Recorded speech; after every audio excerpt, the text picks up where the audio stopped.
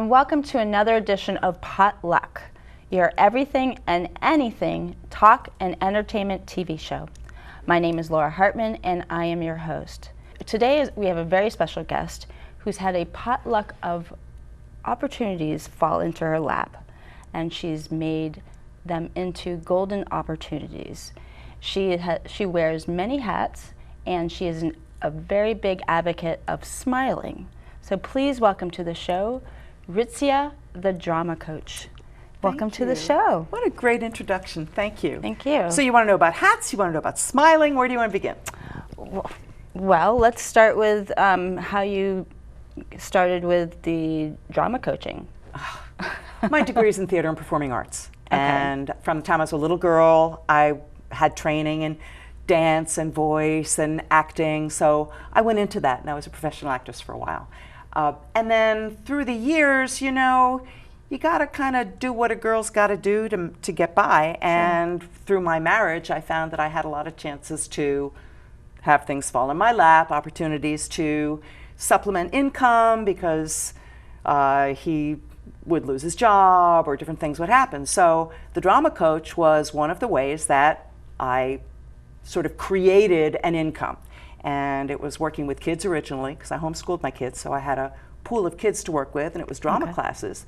But then I transitioned into working with business professionals, and at that point I took the name The Drama Coach to create the imagery of using acting skills and dramatic elements to give better presentations and to be a better public speaker and to do sales presentations and motivational speeches and political speeches, those kinds of things, but to really be expressive and not just black and white in a little box where everybody's like, you know, oh, just their personality, it just kind of goes out the window. Right.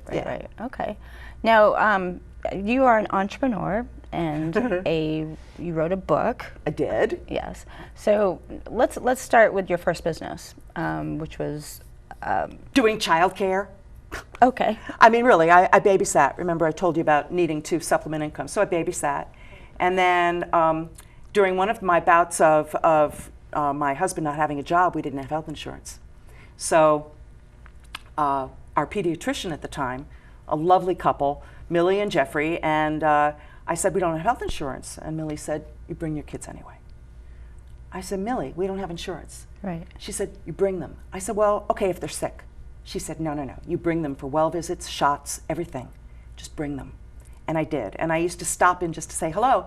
And they wouldn't accept any thanks, any money. I said, let me clean the toilets, answer the phone, something. Yeah. Nothing. They wouldn't accept anything. So I finally started baking cookies. And as I brought the cookies as a thank you, I brought some with me actually. As I brought cookies as a thank you, Millie would say to me, oh, these are great, you should sell them. And I'd be like, oh, thank you, Millie. And I'd come in a few months later and she'd go, Ritzya, you're selling the cookies? I go, Millie, no, thank you, I know you love the cookies. Well, this went on for about 6 months, I guess. And finally, she says, Ritzya, how's the cookie business? I said, Millie, would you stop with the cookies already? And she said, don't you know when God is speaking to you, sell the cookies.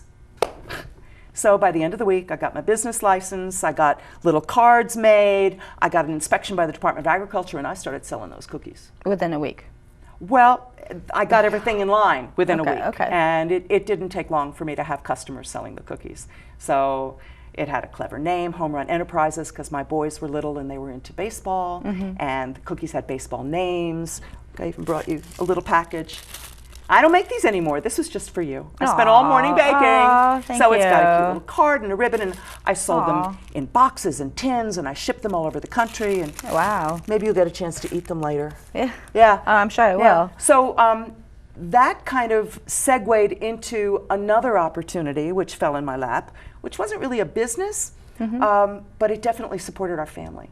Okay. And that was, believe it or not, I had a food bank out of my home. We were, again, tight on finances. And a girlfriend of mine called me, who was another homeschooler, and she said, Ritzya, come over to my apartment, I have food. I said, what do you mean you have food? She goes, I have food. People pick it up from Giant, and we give it away. So that was great because we got dairy and deli and fruits and breads and all kinds of things free. So a Giant opened up from up the street from me, and it was about a week before Thanksgiving. So I mean, as you can tell, I'm very shy. So yeah, I walked into the store and I asked for the manager. I thrust out my hand and I said, "Hi, I'm Ritzya." And he said, "How do you do? I'm Keith Allman." And I said, "What are you doing with your food that you're going to be giving away? Do you already have someone scheduled to pick it up?" Now, I had no plan, none. This was just, I Just walked off in the and whim. boom, right. And he said, "Well, you have to go through Barry Shearer at the corporate office, and you have to register with the Capital Area Food Bank, and you have to fill out paperwork and all." I said, "Fine, fine, thank you very much." And I did follow up, and I got the paperwork on the way to be sent to me and everything. Well, that was a Wednesday. Saturday morning at 7 a.m., the phone rang. And I hear the voice on the other end go, "Hello, this is Keith Allman." From Giant? Yes, this is totally off the record and unofficial, and it's just one time, but we just opened a new store and we haven't established the ordering patterns yet, and it's a holiday, and we can't mark anything down, and I hate to see it all get thrown away, so just this once, could you come pick it up? And I said, "Yeah."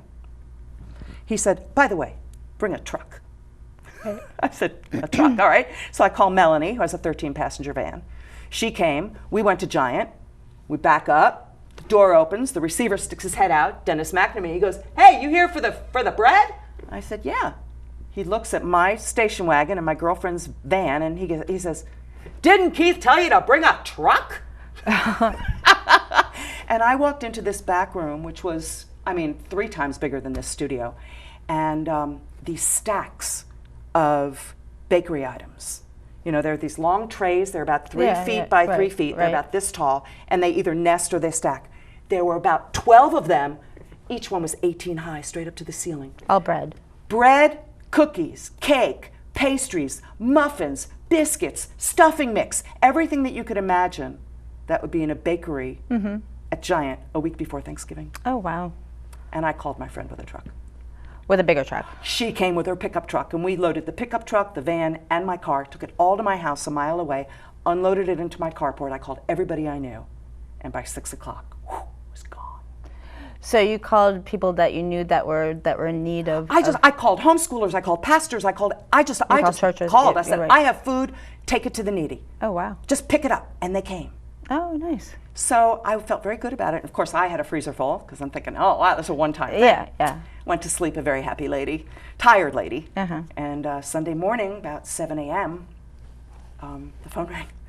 The next day. Yes. Okay. Again. And it was Keith Allman. And he said, "Can you do it again?" I said yes. And that led to a 3-year relationship with 7 Giants, Wow. 2 wholesale markets. Did you get a bigger truck? I had 150 volunteers. Oh, wow. They picked up every day at every Giant, and then I had 250 families coming to my home, referrals from churches, social services, a network of people that they just would send people. Wow. I would have this one Hispanic lady, Laura. She would come and she would take food for her entire neighborhood of Latinos that needed food.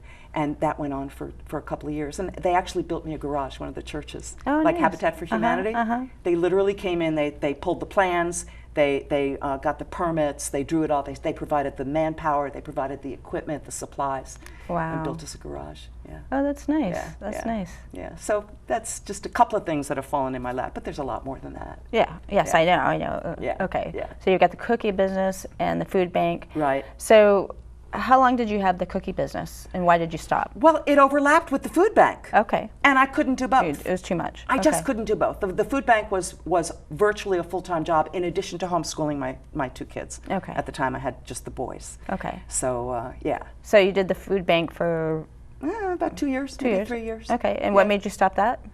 Well, I got pregnant Oh, okay. with my daughter, and there was a 7-year gap. So I knew, again, I couldn't do it all. So I wound up calling pastors from all these churches that we were helping, and 5 different groups came and took over what I was doing okay. singularly. Oh, okay. We called it Windows of Heaven because the Bible talks about opening up the windows of heaven and pouring out a blessing that overtakes you. Oh, nice. So that was what I called the ministry. Oh, yeah. oh, But you know, throughout the whole thing, I think what was even more important was that with the cookies, with the food bank, it was a way of making people happy and making them smile and lifting them up. And I didn't realize that I'd been doing that like my whole life. Right. So you introduced me and said that I have a particular passion for smiling, and that really has been a common theme.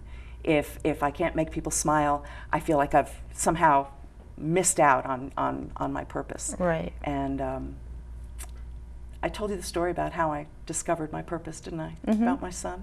Yes. Yeah. He's 30 now. He's a paramedic in Raleigh, North Carolina. His name is Robert. I'm really proud of him.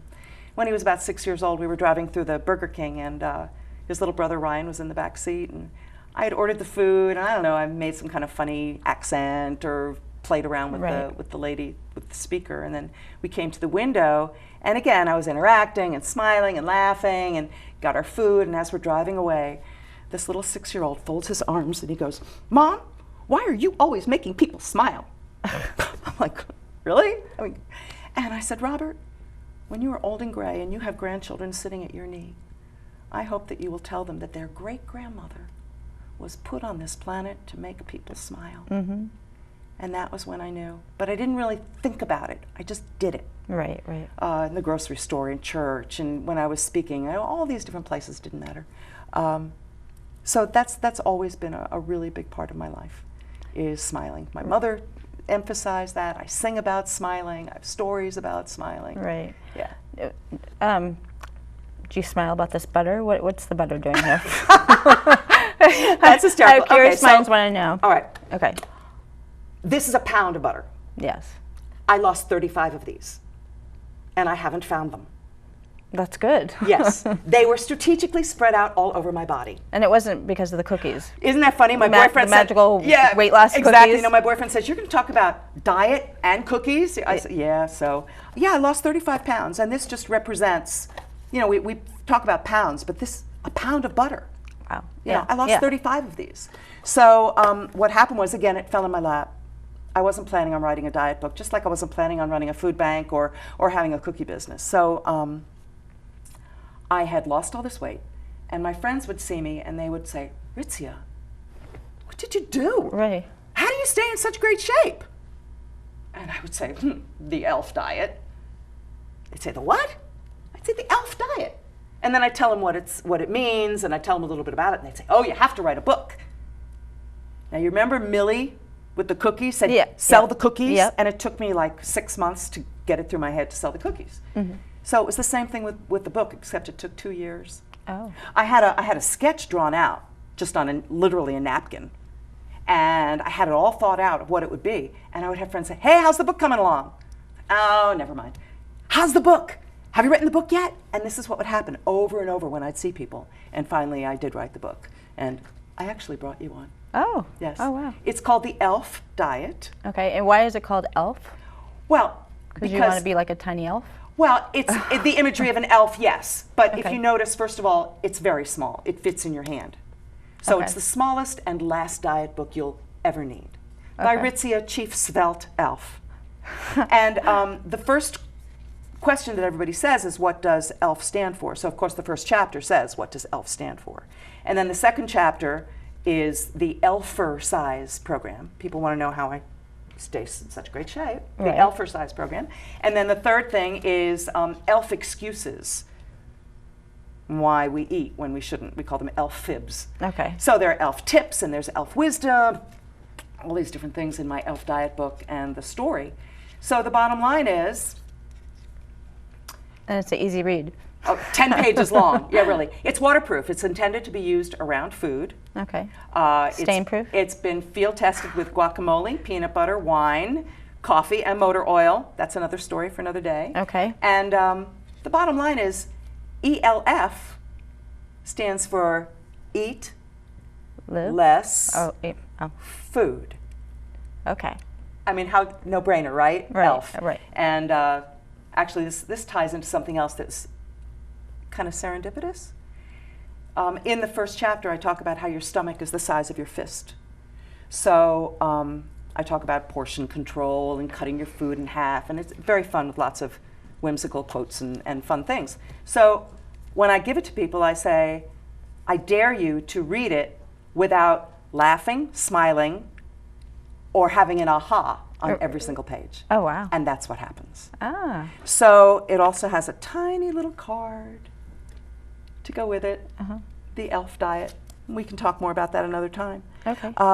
But here's what's so interesting. I recently saw a friend of mine, and here I am talking about the stomach is the size of a fist. I sold about 300 copies of the book, and it's on Facebook, and there's a website, but it's not what I'm actively doing right now. It's just one of many things. Right. But the smiling thing has really been more and more at the forefront of what I do and what I talk about. It's become my personal brand, but it was my personal brand long before I ever knew it. Right, right. So a friend from church that I had not seen in years, I had a chance to be with her and her husband at another girlfriend's cookout. And she asked me, how are you? How are you, Ritz? You know, and I said, you know what, Barbara? Every day I fight depression and discouragement and disappointment. Every day I fight. And she said, Ritzya, you? I never would have dreamed that, ever. Right. And I said, it's true. And she said, I'm going to tell you a secret. And I had no idea what she was going to say. She looks across the table at her husband. She goes, hey, Junior. She's from Brooklyn. Hey, Junior, what do I always call Ritzya? Well, smiles with a fist. What does that mean? Smiles with a fist? And she says, hey, yeah, and Junior, what's my nickname for her when I don't want to all say the whole smiles with a fist thing? He says, with a smile. Now, they couldn't have made this up on the spot. Right. And she explained to me, she said, Ritzya, as long as I've known you, you've always smiled. Now, we go back 20 years. She said, I didn't want to tell you this because I was afraid it would offend you. I don't know why, but that, you know, okay. And then she said, you always have a smile, but you're so strong that you always manage to get what you want and need. Right. And that's why I call you Smiles with a Fist. With a fist. Mm-hmm. And it's from Dances with Wolves. I looked it up. The main character is Stands with a Fist. And she took the main character's name and adapted it to describe me. Mm. That's awesome. So, you know, when I look at just daily getting up and saying, what can I find to smile about today? When I'm coaching my clients in public speaking and presentations and all that, if they're not smiling, if they don't start with a smile, I don't care if they're talking about the most serious thing on the planet. You start with a smile, you warm people up, you open up, you say, be friendly, I'm friendly, love me. That's how we start, with a smile. And every day for 116 days, I've been posting a smile quote on Facebook. You can find me on Facebook, Ritzya. On LinkedIn, Unforgettable Ritzya.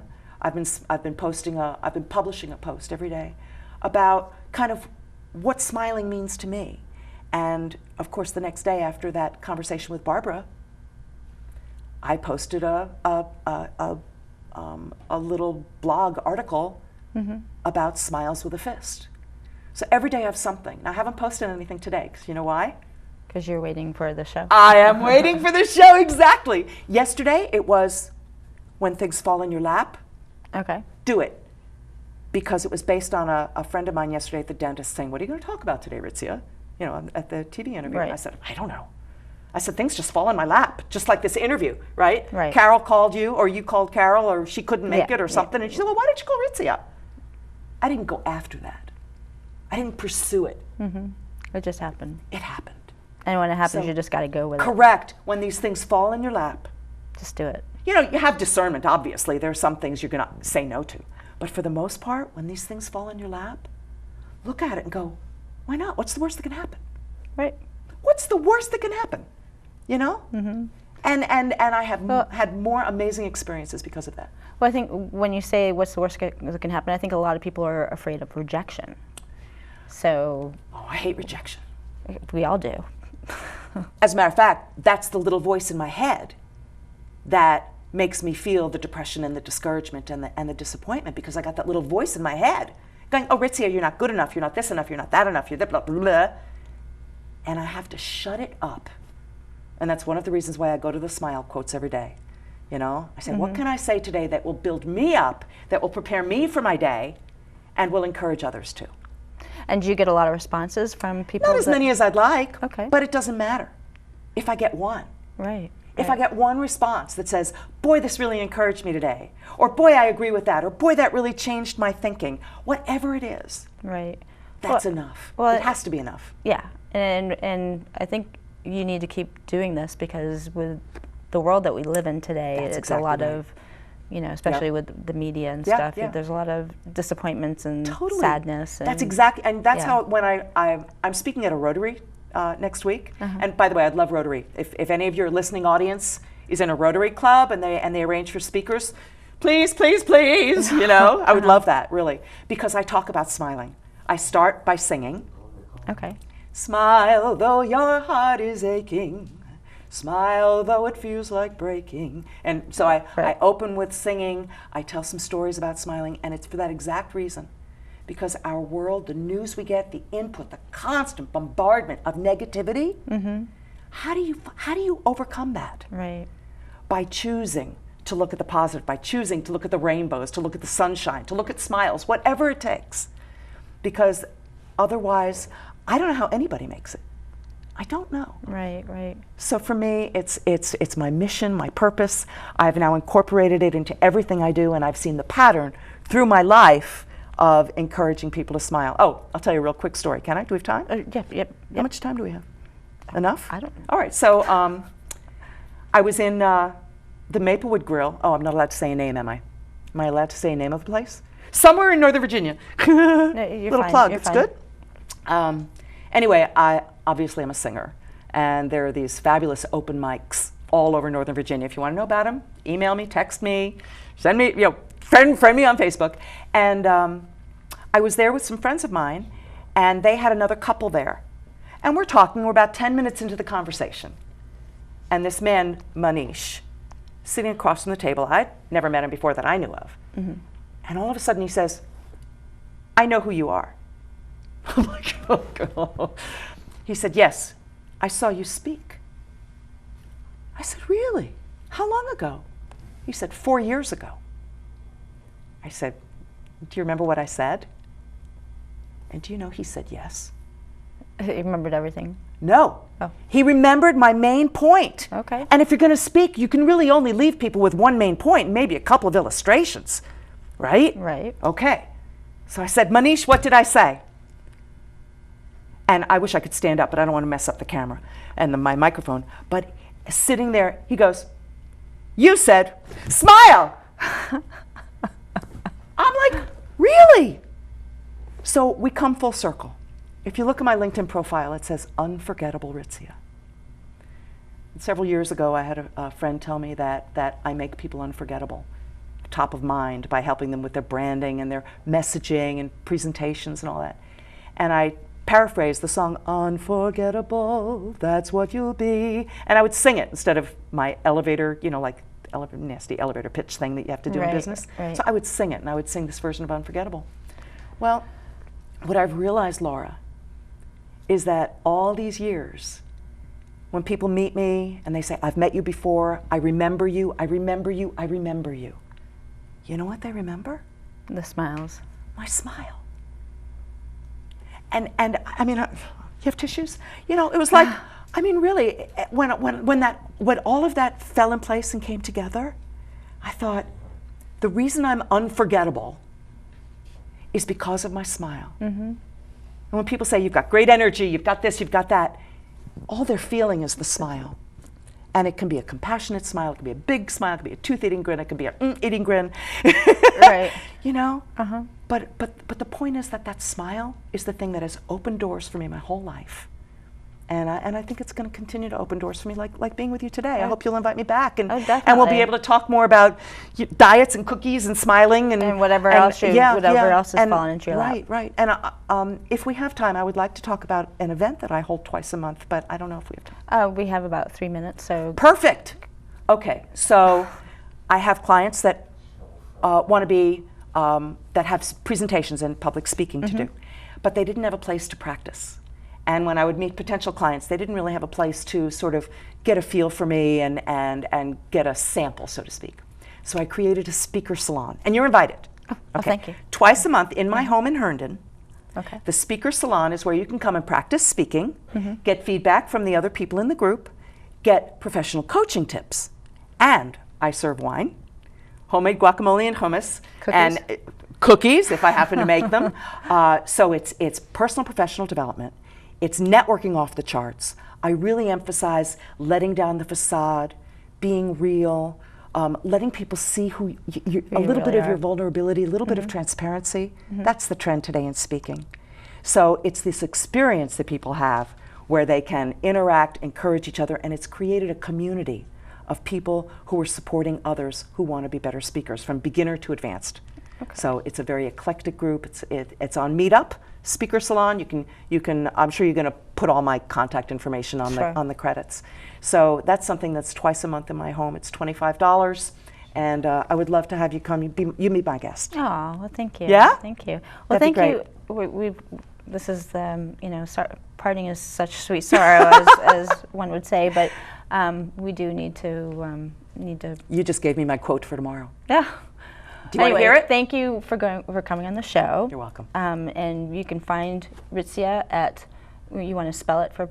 RITZYA, Ritzya.com.